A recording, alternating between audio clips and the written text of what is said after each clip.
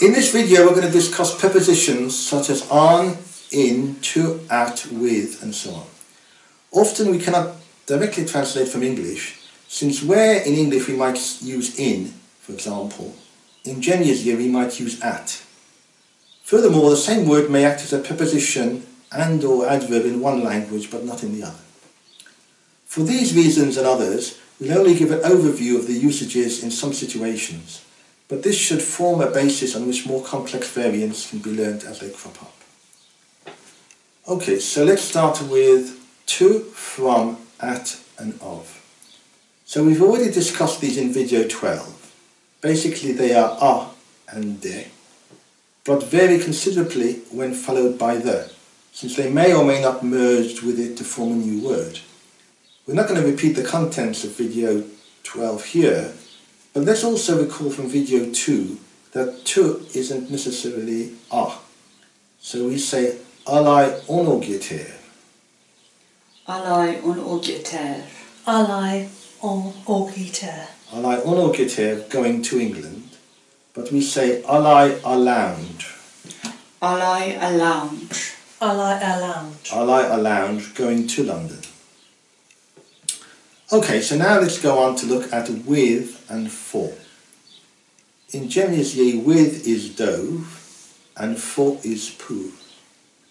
Si dove mon frère. Si dove mon frère. Si dove mon frère. Si dove mon frère, I'm with my brother. Chez pour ma mère. Chez pour ma mère. Chez pour ma mère. Chez pour ma mère, it's for my mother. Alright, now the next set we're going to look at is before, after, in front of and behind. So we've discussed before in relation to time in video 8. Il est quart de vingt day. Il est quart de vingt day. Il est quart de vingt day. Il est quart de vingt day. It's a quarter before 2, or as we'd say usually in English, it's a quarter to 2. Il est dix vingt day. Il est dix vingt day. Il est dix vingt day. Il est dix vingt day. It's 10 before 2, or as we'd say, it's 10 to 2. So notice, as is often the case in Guernsey, there are two forms. There's a full form, deva, and then there's abbreviated form with the e omitted, dva. So after is après. Ashra la après witar. Ashra la après witar. Ashra la après witar. Ashra la après witar. She'll be there after 8 o'clock. Devin or dva can also be used in a spatial context, as well as when dealing with time. L'heure de dva. L'heure de dva. L'heure de dva. L'heure de dva, the front wheels. And for behind or back, le derrière de la maison. Le derrière de la maison. Le derrière de la maison. Le derrière de la maison, the back of the house. So for in front of, we say au devant. Au devant. Au devant. Au devant. So here, the D apostrophe has migrated from the va and joined the en in front. So we'd say au devant. Okay. Elle est au devant de la maison. She is in front of the house. Elle est au devant de la maison. Elle est au devant de la maison. Elle est au devant de la maison. One could say the same thing for behind the house, but one might equally well say elle est au derrière. Elle est au derrière. Elle est au derrière. Elle est au derrière. She is at the back. And one could add la maison of the house. The difference between at the front, au devant, and in front, au devant, is small. And in the case au and on sound very similar to each other, and they're frequently both used in this context. Okay, so now let's look at how we say between, near, and beside. Between is ot.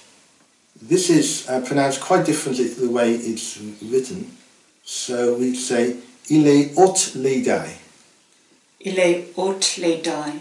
Il est haute les dai. Il est haute les dai. He's between the two. It's understood here that whatever the two are were identified earlier. Perhaps it could be two people or two columns. Near is près or auprès, and near to is près de or auprès de. Admeur auprès de me. Admeur auprès de me. Admeur auprès de me. Admeur auprès de me. She lives near to me. Beside is à côté de. This literally means at, to, the side of. We can also mention audre, which means in front of, but this frequently refers to another individual in front of another. Je peux pas vérifier te audre me. Je peux pas vérifier te audre me. Je ne peux pas vérifier te audre me. Je peux pas vérifier te audre me. I can't see anything, you're in front of me. Alright, now let's go on to the next set. In, out, inside and outside. So the standard word for the preposition in is dans. T'es dans la shop. T'es dans la shop. T'es dans la shop. T'es dans la shop, you're in the shop. But if you want to say that we're in England, for example, it's en. And if you want to say that we're in London, for example, it's à. Out is hove. For example, allez hove. Allez ho. Allez ho. Allez hove, she's out. Inside is dedans, or again missing out the e, it's d apostrophe don. So, and once again, if we just have a d apostrophe, it tends to attach itself to the first word, and we're just left with don by itself. So we have là-dedans. Là-dedans. Là-dedans. Là-dedans, inside there. And nous pouvez le-dedans. Nous pouvons le-dedans. Nous pouvons le-dedans. Nous pouvez le-dedans. We can see the inside. So one should be careful here. Le means the, but la means there. It doesn't mean the. So we're talking about one is like there inside, or inside there, and the other is the inside. Okay, so to say I'm inside the house, si au-dedans. Si au-dedans. Si au-dedans. Si au-dedans. I'm inside the house. This, now the D apostrophe is starting to sound a bit like a T, so we say au-dedans. Outside is dehors. If this is abbreviated to D apostrophe hove, then it sounds like 12. Il est 12. Il est tour. Il est toi. Il est 12. If we want to talk about the outside of the house, we can say le dehors de la maison or le dehors de la maison. Le dehors de la maison. Le dehors de la maison. Yeah, le dehors de la maison or le dehors de la maison, the outside of the house. We can also say si au-dehors, I'm outside. Si au-dehors. Si au-dehors. Si au-dehors, I'm outside. Again, this T sound is coming out. Okay, so now finally we go to on, under, above, below and over. So as we shall see, this set is the most complicated. The first stumbling block is that the prepositions on and under in Guernsey sound very similar to some native English speakers.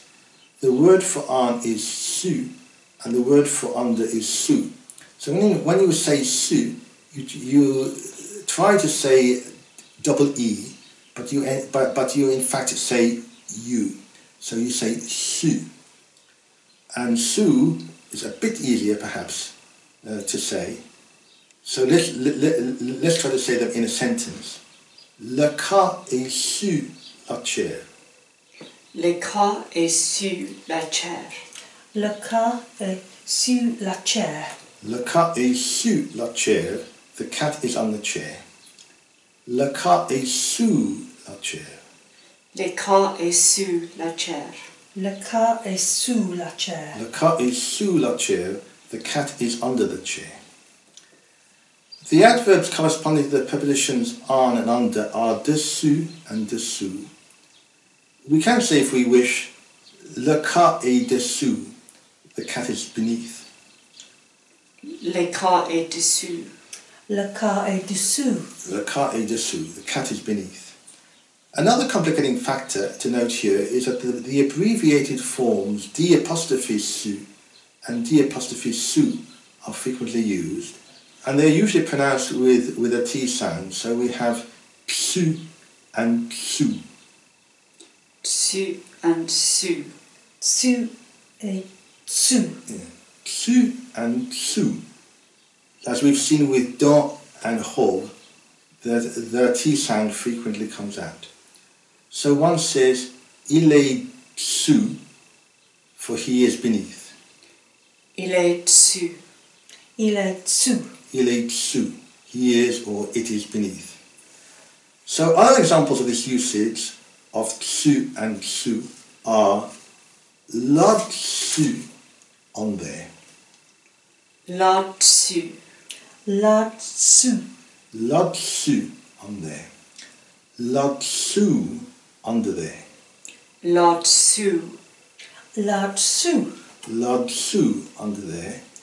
Le-dessous. Là-dessous. Là-dessous. Le-dessous, the upper side. And le-dessous. Là-dessous. Là-dessous. Le-dessous, the underside. So now, what about above and below? Well, above means a higher position than the level we've been talking about. So if we say above the table, we mean that there's a gap between the table and the level we're describing. So it's up here somewhere. Okay? The word in this case is en su. So it's au-dessus or au-dessous de. Au-dessus. Au-dessus. Au-dessus or au-dessous de, depending on the context. This form is also used with au rather than with en. The d apostrophe once again sounds like a T and moves across to join the en.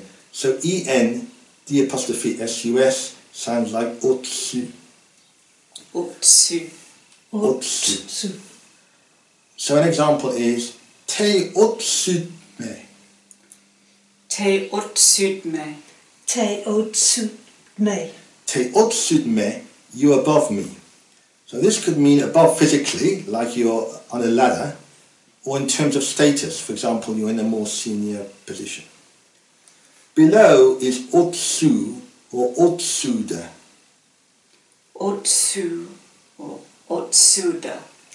Au-dessous or au-dessous de. Au-dessous or au-dessous de. So here's another subtle point. Unlike in front of and behind, there's an inherent asymmetry between on and under due to gravity. So when we say the cat is on the chair, we mean the cat is in contact with the chair. If the cat is under the chair, we don't mean it's stuck to the underside of the chair. So in fact, there's little difference between au-dessous de, which is underneath, and sous. Whereas au-dessous de and sous are different, since the latter indicates that the object being discussed is touching the surface. Okay, so lastly, there's also par-dessus and par-dessous, meaning over and from below. So these have an element of movement associated with them. So something is moving over or coming from below. So here's an example. La plotte fut par-dessus le fossé. La plotte fut par-dessus la fossaille. La pelote fut par-dessous le fossé. La plotte fut par-dessus le fossé. The ball went over the hedge. À la passaille les filles par-dessous la loin. À la passaille le fit par-dessus la loin. À la passaille le fit par-dessous la loin. À la passaille les filles par-dessous la loin. She has passed the thread under the wool. And it can also mean putting some article of clothing over another article of clothing. Il mit sa cotte par-dessus sakmais. I misakot pod su sakmais. I mi sakot pod su sakamais. I misakot pav de su sakmais. He put his coat on over his shirt. Alright, so we end with a short chat about the word there in Gemini's Ye. So the prepositions we've been discussing typically involve time and space. So in English, the word we give to a place near us is here, and some distance away is there. So in Gemini's Ye, there are three ways to say the word for some distance away. So that is, there are three types of there, depending on whether it's not too far, quite far, or far. So we've seen that here is ishai, and the standard word for there is la. But if the object is closer, we use ilo. Right, so an example would be leka ishai adaizai. Leka ishai adaizan. Leka ishai adaizai. Leka ilo atrezai. Leka ilo atrezan. Leka ilo atreza. Me leka la asizai. Me leka la asizan. Me leka la asiza. Me leka la asizai. So the cat here is 2 years old. The cat over there is 3. But the one right over there is 6. So typically ilo would be used for an object located near the person you're talking with. So it would be the here of that person. Whereas la is the conventional there of English and might refer to a cat prowling in the distance, in the example that we've just used. So inside a house, ilo would normally refer to a location in the same room. The word la means further than this, but as with there in English, it's not defined in any more detail. We do, however, have a third there in Gemini's Ye, which is further away from the standard there, and this is lala. So in terms of the closest to furthest away, the hierarchy of distance words in Gemini's Ye is ishai, ilo, la, and lala.